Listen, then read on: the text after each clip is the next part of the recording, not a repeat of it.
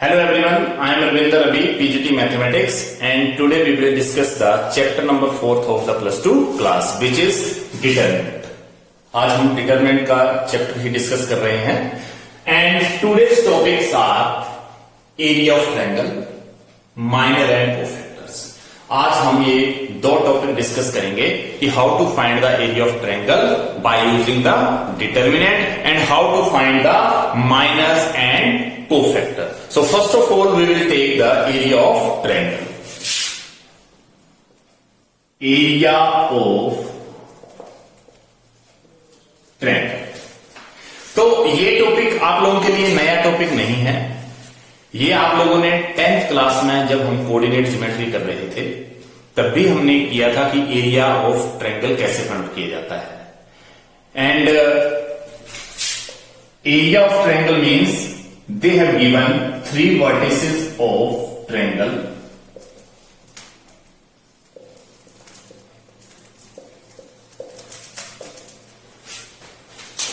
A vertex x1 y1 and B vertex x2 y2 and C vertex x3 y3. Means they have given in the question 3 vertices of the triangle and we have to find the area of triangle. तो हम इस को find out करने के लिए, area find out करने के लिए हम 10th में अप्लाई करते थे ये रिजल्ट, जिसमें क्या होता था x1 and y2 by2 minus by3, फिर हम लेते थे plus x2 means this value, x2 के साथ लिखते थे by3 minus by1 plus x3 के साथ लिखते थे y1 minus y2. This is the result. इसका मतलब यह था कि x1 के साथ y2 by2, x2 के साथ by3 माइनस y1 था और x3 के साथ y1 माइनस y2 था. तो इस तरीके से ये एंटी क्लॉकवाइज डायरेक्शन में था. तो ये एरिया ऑफ ट्रायंगल का रिजल्ट हमने 10th में फाइंड आउट किया था. लेकिन अब हम प्लस 2 क्लास में हैं और डिटर्मिनेंट की हेल्प से एरिया ऑफ ट्रायंगल करने वाले हैं. तो इसी सेम रिजल्ट को हम डिटर्मिनेंट की हेल्प से फाइंड आउट करेंगे. तो हमारे पास रिजल्ट कैसा आएगा कि area of triangle is equal to 1/2. We have to write on the first vertex of the triangle x1 y1. Now second x2 y2, now x3 y3. 1 2 3 3 row and 1 and 2 column. इसका मतलब यह है कि जब भी हम डिटरमिनेंट सोल्व करते हैं तो हमारे पास उसमें नंबर ऑफ रोज और नंबर ऑफ कॉलम सेम आने चाहिए, जबकि यहां पर हमारे पास 3 रो आ चुकी हैं और कॉलम 2 ही है. तो इसका मतलब ये थर्ड कॉलम को कंप्लीट करने के लिए हम यूनिट का हेल्प लेंगे. यूनिट मीन्स 1 का हेल्प लेंगे. इसका मतलब यह है कि C1 C2 C3 R1 R2 R3. इसका मतलब ये कि 3 क्रॉस 3 का डिटरमिनेंट बन चुका है. अब हम इसको सोल्व कर सकते हैं. तो जैसे हम इसको सोल्व करने वाले हैं 1/2 एक्सपेंड अलोंग C1. इसको मैं C1 के साथ भी एक्सपेंड कर सकता हूं, C2 के साथ, C3 के साथ, R1 के साथ, R2 के साथ, R3 के साथ. इसका मैं यहां पे इसको C1 के साथ एक्सपेंड कर रहा हूं. तो जैसे मैं इसको C1 के साथ एक्सपेंड करूंगा मेरे पास रिजल्ट आएगा x1, ये वाला x. तो फर्स्ट रो फर्स्ट कॉलम को डिलीट करेंगे, रिजल्ट आएगा by2 1 और by3 1. नाउ x2 जो है वो मेरे पास माइनस के साथ आएगा, क्योंकि ये जो एलिमेंट होता है, ये वाला एलिमेंट वो होता है a21 एलिमेंट. तो a21 एलिमेंट का मतलब -1 रेज टू पावर 2 + 1 a21. इसका माइनस a21 आएगा. ये तो ये माइनस के साथ आ चुका और इसके साथ सेकेंड रो और फर्स्ट कॉलम को डिलीट करेंगे y1 by3 ये वाले एलिमेंट बचेंगे. और इससे नेक्स्ट जब हम थर्ड वाला करेंगे तो ये प्लस के साथ, क्योंकि ये वाला एलिमेंट जो है हमारे पास वो a31 का मतलब -1 रेज टू पावर 3 + 1 a31. इसका प्लस के a31 आ जाएंगे, क्योंकि ये -1 रेज टू 4 बन जाएगा. यहां से वैल्यू आप लोगों के पास जो है वो थर्ड रो और फर्स्ट कॉलम को डिलीट कर देंगे. y1 बाई 2 और ये 1 1, ये वाले एलिमेंट आ चुके हैं हमारे पास। तो यहां से जैसे इसको हम सोल्व करेंगे हमारे पास रिजल्ट आएगा x1 by 2 minus by 3, by 2 minus by 3, minus x2 करेंगे तो बाई 1 इंटू 1 बाई 3 इंटू 1, और प्लस x3 करेंगे तो हमारे पास by 1 minus by 2।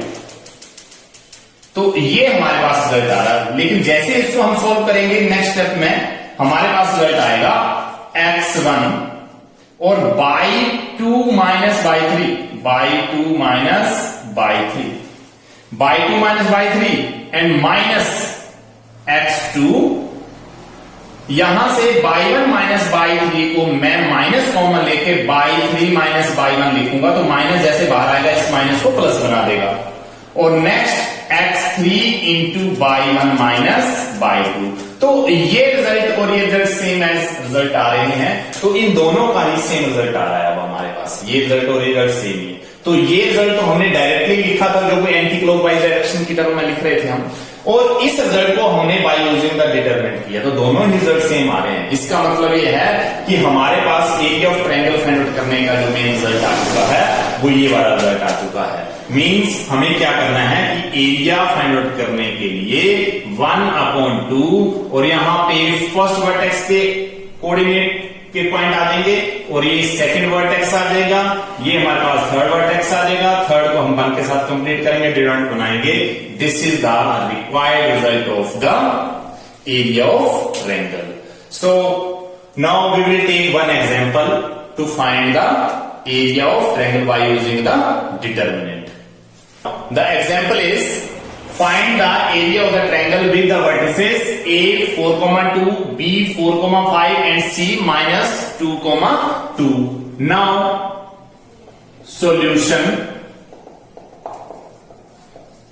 area of triangle is equal to 1/2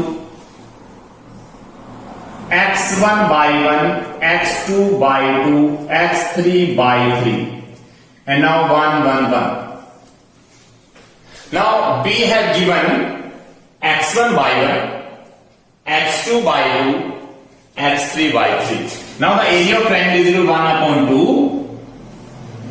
x1 4,2, x2 by 2 4,5, x3 by 3 minus 2,2. Now 1 1 1. Now we have to elaborate this 1/2 expand along,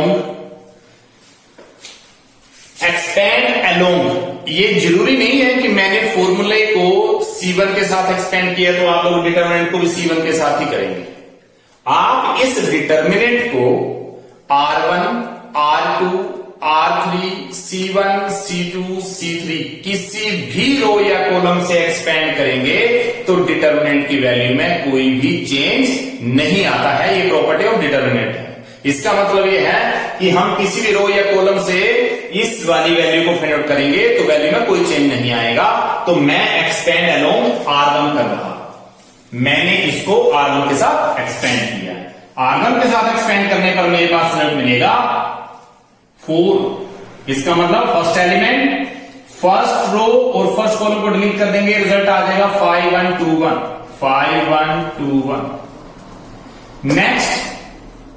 next element minus के साथ, क्योंकि ये 1 2 element होता है, 1 + 2 मतलब माइनस के 1 आ जाएंगे। इसका मतलब ये एलिमेंट 1 2 होता है, तो -1/1 + 2 मतलब ये -1/3 आएगा, तो -a12 की वैल्यू आएगी। इसका माइनस के साथ आ रहा है। इसका मतलब first row second column 4 1 -2 1, 4 1 -2 1। And now plus के साथ, ये थर्ड एंट्री प्लस के साथ है क्योंकि ये एलिमेंट होता है a13 मतलब -1/1 + 3। इसका मतलब 4 आएगा, प्लस की वैल्यू आ जाएगी। तो यहां से फर्स्ट रो और ये थर्ड कॉलम 4 5 -2 2, 4 5 -2 2। नाउ 1/2 सॉल्व करेंगे, 4 × 5 × 1, 5 - 2 × 1 -2, 4 इंटू 1 2, -2 इंटू 1 -2, प्लस के 2 बनेंगे क्योंकि माइनस ऑलरेडी है, प्लस 1, 4 इंटू 2 8, -2 इंटू 5 करेंगे प्लस के 10 बन जाएंगे क्योंकि माइनस ऑलरेडी आना था यहां पर। तो यहां से रिजल्ट आ गया 1/2, यहां से 4 और यहां 5 into -2, 5 into -2 means 3, -2, 4 plus 2 means 6 और प्लस 1 मीन्स 18। तो ये हमारे पास रिजल्ट आ चुका है। अब हमारे पास ये जो रिजल्ट है इसको हम यहां पे कर रहे हैं, एरिया इज इक्वल टू 1/2 और यहां पे 4 इंटू 3 12, -2 इंटू 6 12 प्लस 18, 1/2 माइनस और प्लस के 12 कैंसल और प्लस के 18, इसका मतलब 18 कैंसिल करने के बाद ये वैल्यू आ जाएगी 9 स्क्वायर यूनिट, क्योंकि ये एरिया है तो हमें स्क्वायर यूनिट की टर्म में लिखना पड़ता है। तो इसका मतलब है कि इस ट्रायंगल का एरिया जो है वो 9 स्क्वायर यूनिट रिक्वायर्ड आंसर है। तो इस तरीके से हम सारे क्वेश्चन जो एरिया ऑफ ट्रायंगल के विद दिस मेथड कर सकते हैं by using the determinant method. Now the next important result, the points are collinear or not. Points are collinear or not collinear. इसका मतलब यह है कि पॉइंट्स कोलिनियर है या नहीं है। Collinear means point lie on the same line, point lie on the same line. जब पॉइंट एक ही लाइन में लाई करते हैं तो वो पॉइंट कोलिनियर पॉइंट कंसीडर होते हैं और वहां पे ट्रायंगल की फॉर्मेशन नहीं हो सकती। इसका मतलब ये है कि सपोज करो आप लोगों के पास 1 2 3 ये 3 पॉइंट है A B C और इसको मैं ज्वाइन कर रहा हूं, ए को बी के साथ, बी को सी के साथ। इसका मतलब ए बी और सी को जैसे मैंने ज्वाइन किया मेरे पास ट्रायंगल की फॉर्मेशन नहीं है। इसका मतलब क्या है कि points A comma B comma C are collinear. Points क्या बन गए, A B C are collinear points. If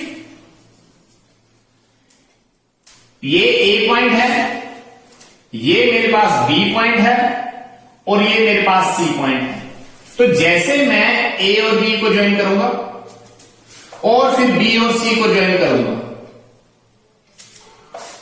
और फिर मैं ए और सी को ज्वाइन करूंगा, इसका मतलब ये है कि ए और बी और सी जो है वो सेम लाइन में नहीं लाई कर रहे हैं। इसका मतलब ये है कि points A comma B comma C are not collinear points. इसका मतलब यह है कि points A B C are not collinear points. जब हमारे पास A B C collinear point नहीं है तो वहां पे ट्रायंगल की फॉर्मेशन आ रही है। इसका मतलब यह हो गया कि यहां से एक ऑब्जर्वेशन निकल के आ गया। इसका मतलब यह है कि जब हमारे पास कोलिनियर पॉइंट होंगे, जब हमारे पास कोलिनियर पॉइंट होंगे तो वहां ट्रायंगल की फॉर्मेशन नहीं बनेगी। इसका मतलब यह है कि दो इंपॉर्टेंट रिजल्ट निकल के आ गए कि if points are collinear, points are collinear means lie on the same line, मतलब points lie on the same line, मतलब ये कोलिनियर पॉइंट है तो इसको लिए सेम लाइन में आएंगे। Therefore area of triangle is equal to 0। तो इसका मतलब ऑब्वियस सी बात है कि जहां ट्रायंगल बनेगा नहीं वहां पे ट्रायंगल का एरिया क्या होगा, 0। तो एक रिजल्ट तो हमारे पास ये निकल के आ गया ऑब्जर्वेशन, ये फर्स्ट वन। सेकेंड रिजल्ट ये है कि if points are not collinear, not collinear का मतलब दिस टाइप, इसका मतलब एबीसी को जब हम ज्वाइन कर रहे हैं तो वहां ट्रायंगल की फॉर्मेशन आ रही है, इसका मतलब कोलिनियर पॉइंट नहीं है। Therefore area of triangle does not equal to 0। इसका मतलब ये सेकंड पॉइंट है। मतलब points are collinear, not collinear. If the points are collinear, means lie on the same line, then the area of triangle is equal to 0.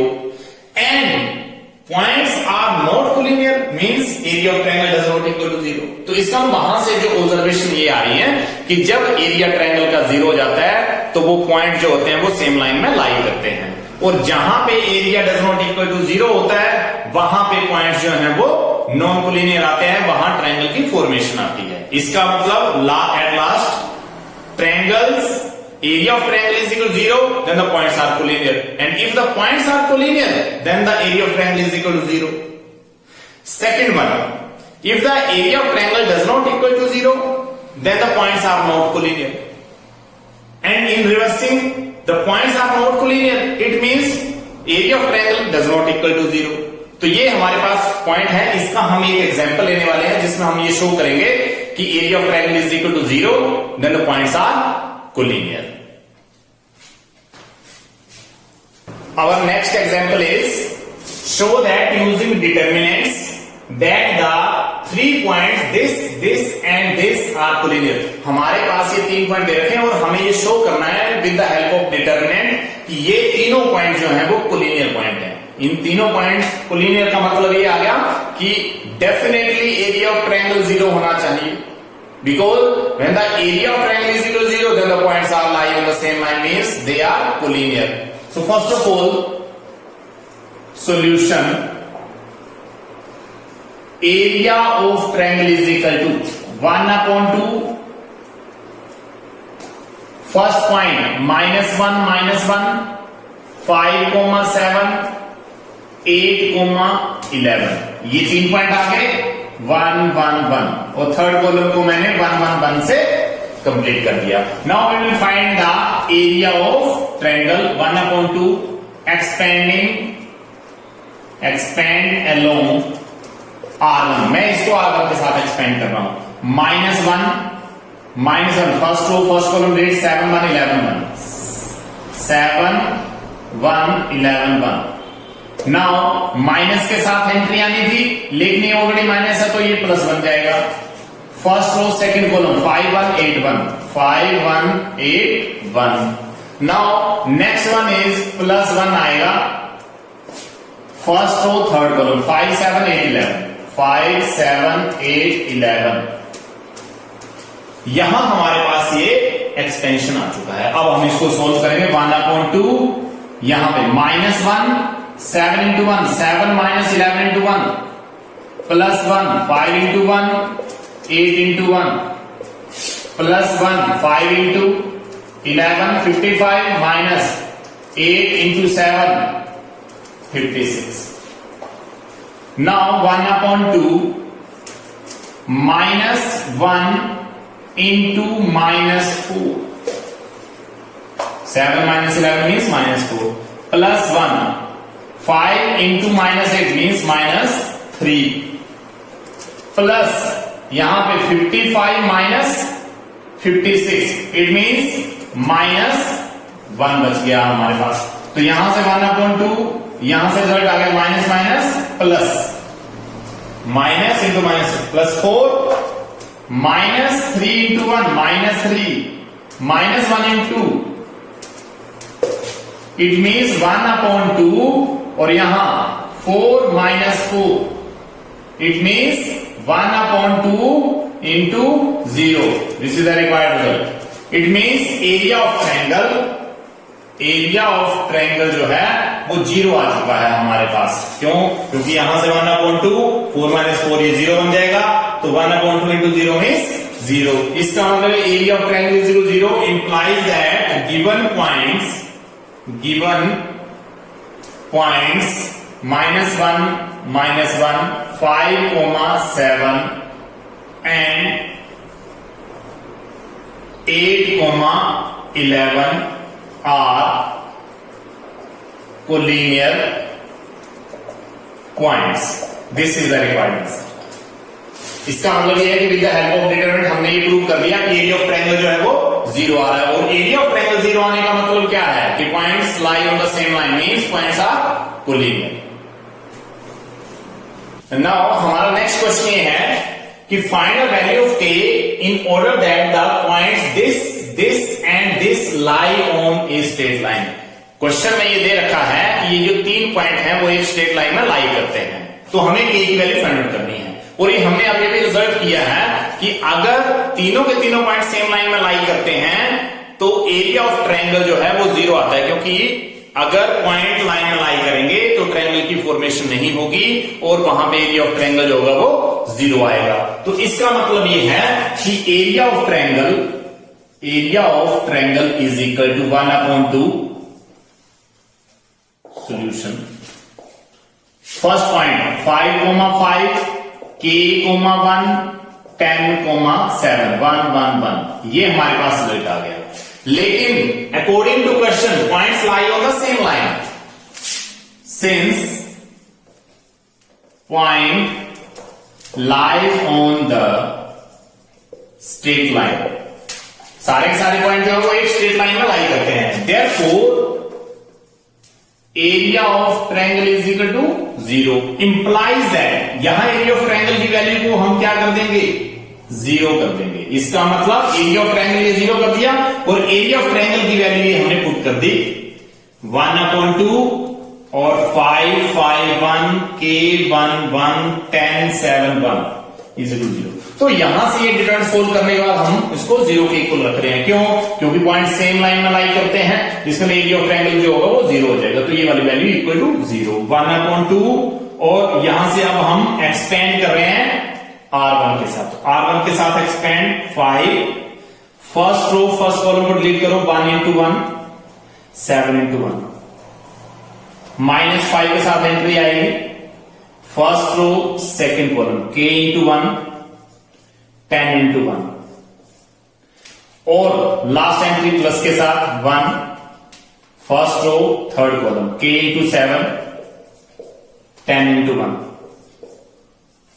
और is equal to 0। तो यहां से जो वैल्यू आप लोगों के पास आ रही है 1/2, यहां से 5 into -6 क्योंकि 1 - 7 means -6 -5 k -10 and plus 1 7 k -10 is equal to 0। तो इसी टर्म को अब हम करने वाले हैं यहां पर 1/2 5 into -6 -30 -5 into k -5k minus into minus plus 5 into 10 50 plus 7 k minus 10 is equal to 0। तो यहां से रिजल्ट हमारे पास जो आएगा वो वैल्यू आएगी 1/2 यहां से देखिए -30 प्लस 50 -30 प्लस 50 और -10 -5k plus 7k means plus के 2k is equal to 0। Implies that 1/2 plus 2k -10 -30 minus के 40 प्लस के 50 मीन्स प्लस के 10 बच गए हमारे पास और इक्वल टू 0। तो 2k plus 10 is equal 0 because ये 2 जो क्रॉस मल्टीप्लाई 0 से 0 हो जाएगा। तो k 2k is equal to -10 10 को दूसरी साइड ले जाएंगे k is equal to -10/2 means -5। तो k की वैल्यू जो है वो हमारे पास 5 आ चुकी है। This is the required result. Next topic is minor. Let A is equal to aij be a square matrix, मतलब A कोई स्क्वायर मैट्रिक्स हमारे पास गिवन है ऑफ ऑर्डर n और उसका ऑर्डर जो है वो n क्रॉस n, मतलब number of column and number of row जो वो n है। सो दैट A डिटरमिनेंट जो होगा वो aij की फॉर्मेशन में इस तरीके से लिखा जाएगा।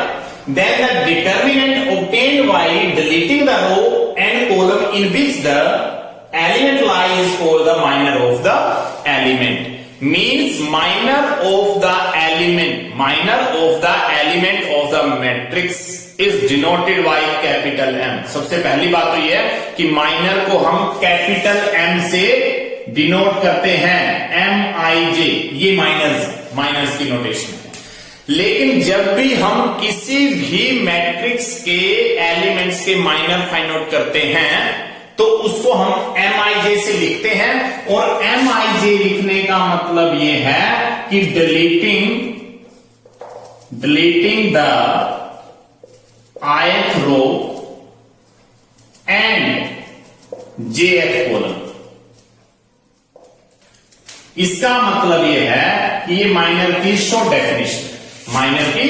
डेफिनेशन, कि जिस भी एलिमेंट का हम माइनर फाइंड आउट करने वाले हैं उस एलिमेंट का जो रो और कॉलम होगा उसको हम डिलीट कर देंगे, और जो रिमेनिंग एलिमेंट्स आ जाएंगे उसको हम इवेल्युएट करके उसका माइनर फाइंड आउट कर सकते हैं। इट मींस ये डेफिनेशन में भी ये क्लियर हो रहा है कि determinant obtained by deleting the row and column, deleting the row and column in which the element lie is called the minor of that element। इसका मतलब यह है कि अब मैं एक एग्जांपल लूंगा और एग्जांपल के साथ साथ हम हर एक एलिमेंट के माइनर को फाइंड आउट करेंगे, जिससे आप लोगों को फाइंड आउट पता चल जाएगा ये चीज कि किस तरीके से हम deleting ith row and deleting jth column कर रहे हैं। तो फॉर एग्जांपल सपोज करो मैंने एक एग्जांपल लिया, एग्जांपल ए मैट्रिक्स का एग्जांपल है, मैंने वैल्यू ले ली 1 2 3 5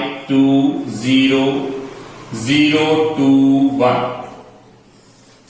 ये ए मैट्रिक्स। इस ए मैट्रिक्स का मैंने बना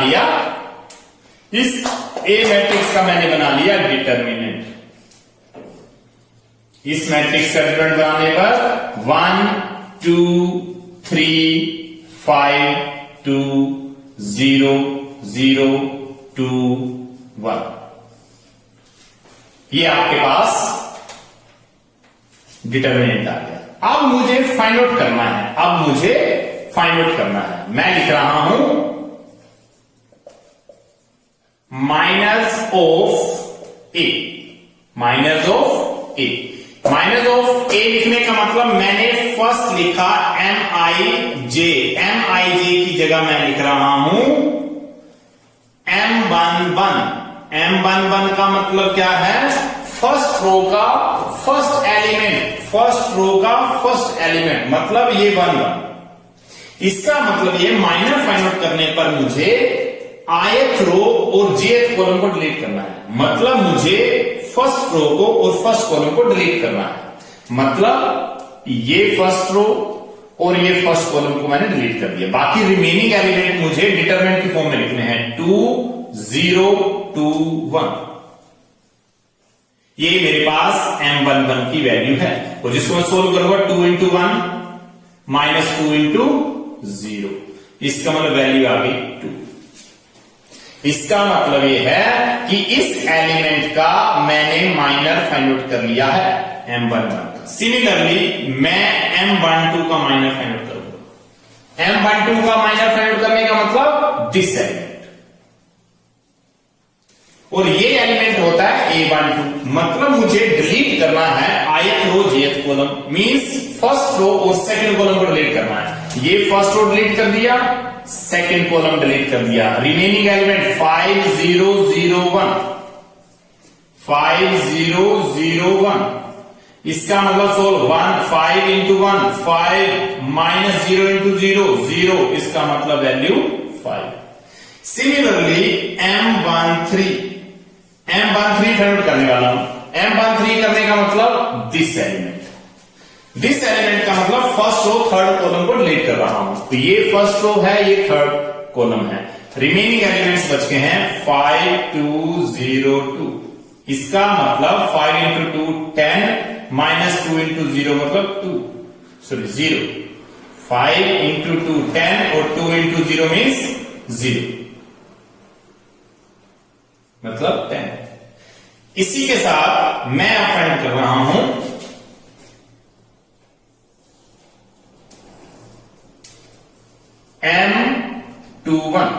M21 का माइनर। M21 का माइनर कौन सा है, ये वाला एलिमेंट। इसका मतलब मुझे सेकंड रो डिलीट करनी है और फर्स्ट कॉलम, ये सेकंड रो डिलीट कर दिया और ये फर्स्ट कॉलम। इसका मतलब सेकंड रो डिलीट करने पर, फर्स्ट कॉलम डिलीट करने पर 2 3 2 1 2 3 2 1 और सोल्व करके 2 into 1 2 माइनस 2 into 3 मतलब 6 इज इक्वल टू -4। ये वैल्यू मेरे पास आ चुकी है -4। उसके बाद हम एलिमेंट फाइंड आउट करने जा रहे हैं M22,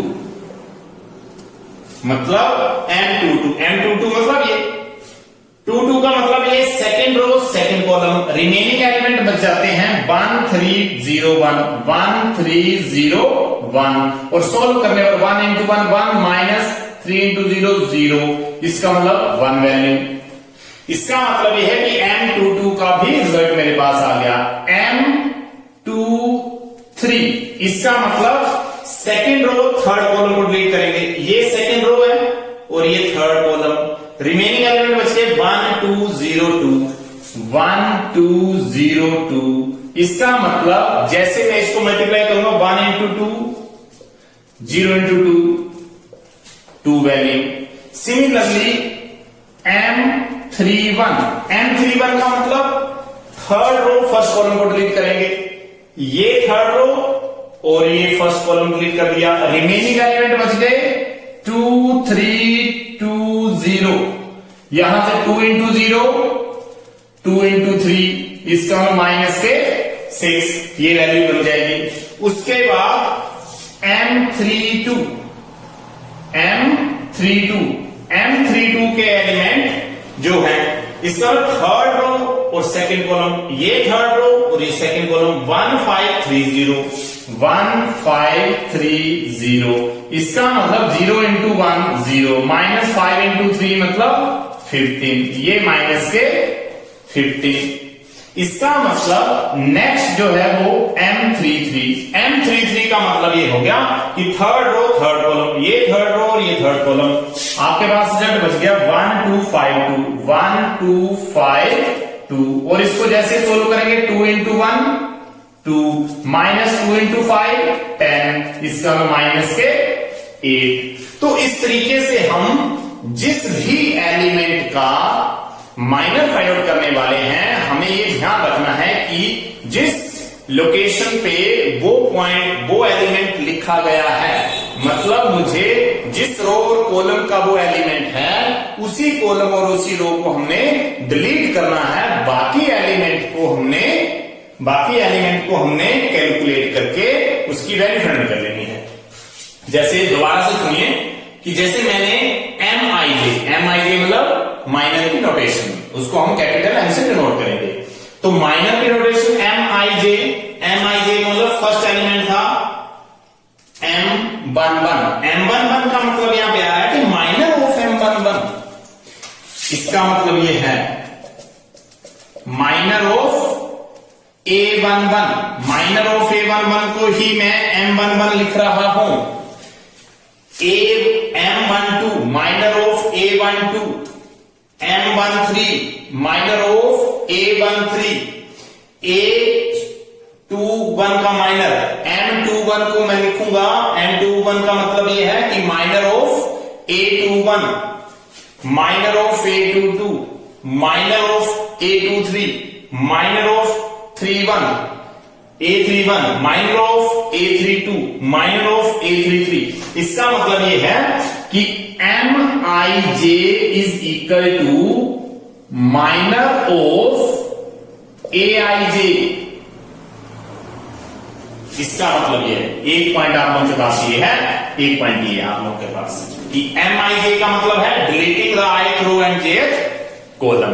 मतलब जिस भी एलिमेंट का हम माइनर फाइंड आउट करने वाले हैं तो वो जिस रो और कॉलम में है वो रो और कॉलम हम डिलीट कर देंगे और बाकी एलिमेंट को कैलकुलेट करके वैल्यू फाइंड करेंगे in the help of by the help of determinant की हेल्प से। तो इस तरीके से हम माइनर कर चुके हैं। अब हमारा नेक्स्ट टॉपिक जो रहेगा वो रहेगा कोफैक्टर। तो next topic is cofactor of the matrix. Cofactor of the matrix means let A is equal to AIG be the square matrix of order n, मतलब कोई मैट्रिक्स A है जिसका ऑर्डर n क्रॉस n है, so that A determinant is equal to Aij, तो उस matrix को हमने determinant की फॉर्म में लिख लिया। Then the cofactor of an element Aij in A is the minor of Aij with the sign -1 raised to 1 plus j। इसका मतलब यह है कि किसी भी मैट्रिक्स के जब हम कोफैक्टर फाइंड आउट करने वाले हैं तो उनको फाइंड आउट करने के लिए हमें जिस एलिमेंट का कोफैक्टर फाइंड आउट करना है उसी एलिमेंट का सबसे पहले माइनर फाइंड आउट करना पड़ेगा। इसका मतलब यह है कि किसी भी कोफैक्टर, मैंने लिखा कोफैक्टर ऑफ A11, इसका मतलब मैं डिटर्मिनेंट का फर्स्ट एलिमेंट है ये A11, उसका अगर मैं कोफैक्टर फाइंड आउट करने वाला हूं तो मैं इसको लिखूंगा -1 raise to power 1 plus 1 M11। इसका मतलब ये है कि cofactor of A11 find out करने के लिए मुझे माइनर A11 चाहिए।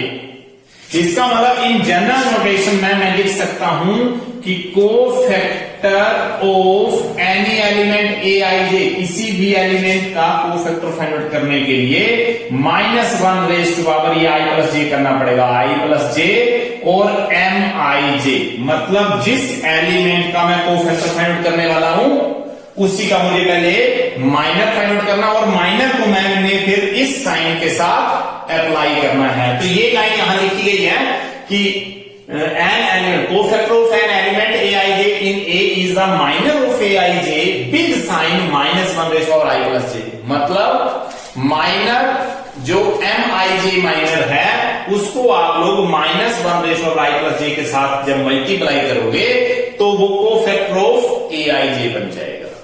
इसका मतलब यह है कि फॉर एग्जांपल मैं लिखता हूं कि मुझे कोफैक्टर लिखना है,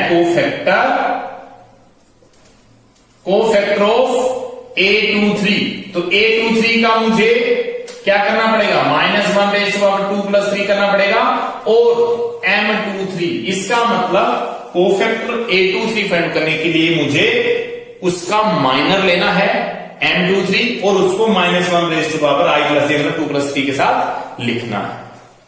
तो इस तरीके से कोफैक्टर फाइंड आउट हो जाएगा। तो जैसे हमने माइनर फाइंड आउट किए हैं वैसे हम कोफैक्टर फाइंड आउट करने वाले हैं, लेकिन सिर्फ इतना सा फर्क इसमें रहेगा कि जहां पे माइनर विदाउट साइन आ रहा था ये, तो माइनर के साथ जब ये वाला साइन अटैच हो जाएगा तो वो एक कोफैक्टर की टर्म में आ जाएगा। तो इसका एक हम एग्जांपल लेने वाले हैं, उससे आप लोगों को ये और भी अंडरस्टैंडिंग हो जाएगी। जैसे कि हमने यहां पे लिखा ही है capital I J, capital Aij का मतलब कोफैक्टर ऑफ Aij। इसका मतलब यह है कि जब हमारे पास मैट्रिक्स A है जिसका हमने डिटर्मिनेंट A बनाया है तो कोफैक्टर डिनोट होंगे Aij के साथ। इसका मतलब यह है कोफैक्टर ऑफ Aij, इसका मतलब यह है। अगर मैट्रिक्स मेरे पास बी मैट्रिक्स दे रखी, कोई मेरे पास बी मैट्रिक्स दे रखी है तो बी मैट्रिक्स के जो एलिमेंट मैं लिखूंगा वो Bij की फॉर्मेशन में होंगे, तो इसके जो कोफैक्टर आएंगे कोफैक्टर ऑफ बी, इसको मैं डिनोट करूंगा Bij के साथ। इसका मतलब यह है कि कोफैक्टर को हम कैपिटल लेटर से ही डिनोट करेंगे, जो नोटेशन आप लोगों के पास जो जिस अल्फाबेट से डिनोट किया होगा मैट्रिक्स को उसी से हम उसके कोफैक्टर को डिनोट करेंगे। अगर मेरे पास बी मैट्रिक्स दे रखी है तो उसके कोफैक्टर को मैं Bij से डिनोट करूंगा। मेरे पास सी मैट्रिक्स दे रखी है तो मैं Cij के साथ, लेकिन कैपिटल C के साथ। तो इस तरीके से हम एक एग्जांपल लेने वाले हैं अभी, जिससे मैं आप लोगों को पूरे के पूरे कोफैक्टर फाइंड आउट करके बताऊंगा कि कैसे इसको फाइंड आउट किया जाता है। सो एग्जांपल है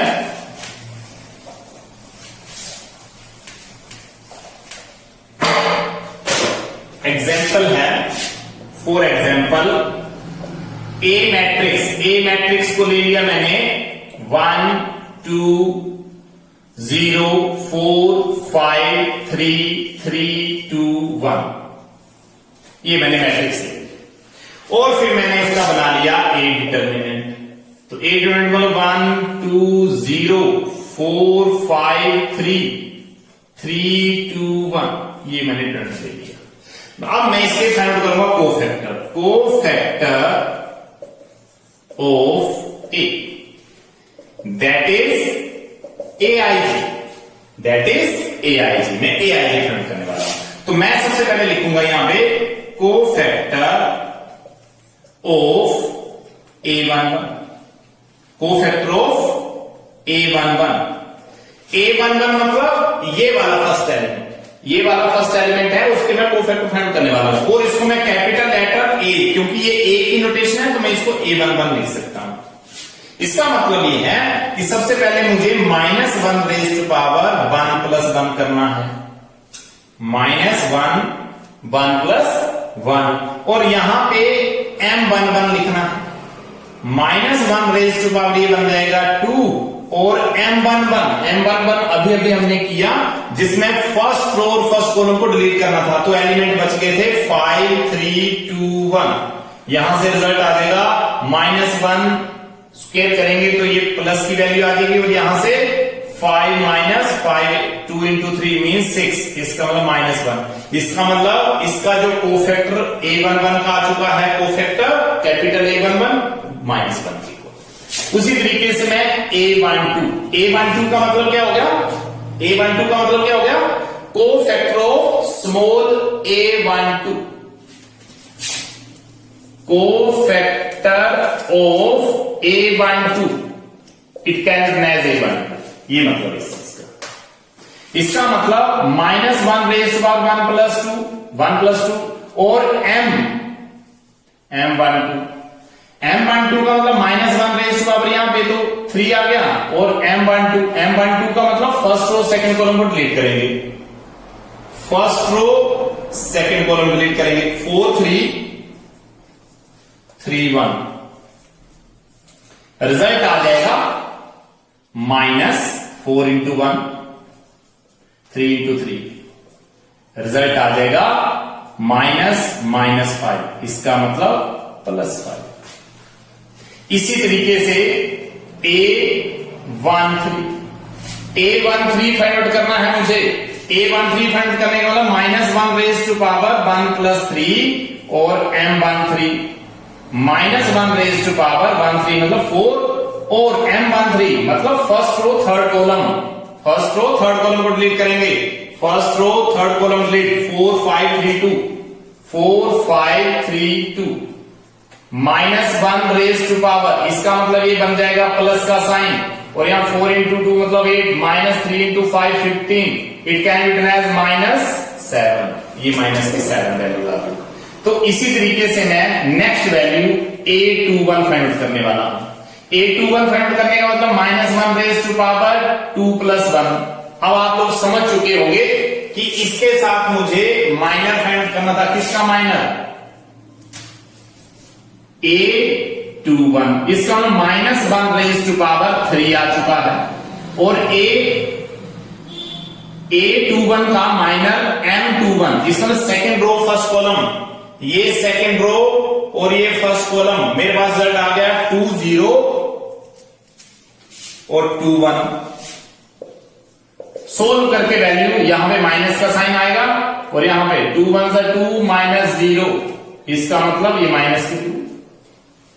इसी तरीके से A22 -1 raise to power 2 + 2 M22 -1 raise to power 4 हो जाएगा 2 + 2, और यहां पे सेकेंड रो सेकेंड कॉलम को डिलीट करेंगे 1 0 3 1 1 0 3 1, यहां पे -1 raise to power 4 means plus की वैल्यू 1 × 1 मतलब 1 -3 × 0 0, इसका मतलब प्लस का 1 आ गया। इसका मतलब मेरे पास रिजल्ट जो है वो A31 का फाइंड करेंगे, -1 raise to power 3 + 1, -1 raise to power 3 + 1, और इसका माइनस साथ में M31 का मतलब थर्ड रो और फर्स्ट कॉलम को डिलीट करना है। तो सबसे पहले तो -1 रेज़ टू पावर 3 + 1 मतलब 4 बनेंगे, और 3 थर्ड रो फर्स्ट कॉलम को डिलीट करेंगे 2 0 5 3 2 0 5 3, और यहां से -1 रेज़ टू पावर 4 मतलब पॉजिटिव वैल्यू आ जाएगी, और यहां पे 2 × 3 6 -0 × 5 नाउ नेक्स्ट वैल्यू a32 को हम -1 रेज टू पावर 3 + 2 और m32 मतलब थर्ड रो सेकंड कॉलम। तो सबसे पहले तो -1 रेज टू पावर होगा 3 + 2 मतलब 5 और m32 का मतलब third row second column 1403 element बच गए 1403। इसका मतलब ये है कि -1 रेज और 5 का मतलब हो जाएगा माइनस और 1 × 3 मतलब 3 - 4 × 0 मीन्स 0। इसका मतलब माइनस के 3 और a33 element -1 raise to power 3 + 3 और यहां पे m33 इसका मतलब -1 raise to power 5 sorry -1 raise to power 3 + 3 मतलब ये 6 बन जाएंगे और third row third column complete 1 2 4 5 1 2 4 5 यहां पे 1 2 4 5 यहां से -1 रेज ऑफ 6 मतलब पॉजिटिव वैल्यू आ जाएगी और 5 × 1 मतलब 5 - 4 × 2 मतलब 8 इसका मतलब -3। तो ये कुछ हमारे पास रिजल्ट आ गए कि ए मैट्रिक्स एलिमेंट बनाया उसके कोफैक्टर फाइंड आउट करने के लिए मैंने ये वाला रिजल्ट अप्लाई किया है। किसी भी एलिमेंट के कोफैक्टर फाइंड आउट करने के लिए हम उसी एलिमेंट का माइनर फाइंड आउट कर रहे हैं और उसको -1 raise to power i + j से मल्टीप्लाई कर रहे हैं। तो इस तरीके से हम हर एक एलिमेंट के कोफैक्टर को फाइंड आउट कर सकते हैं with the help of determinant. So thank you, that's all for the today.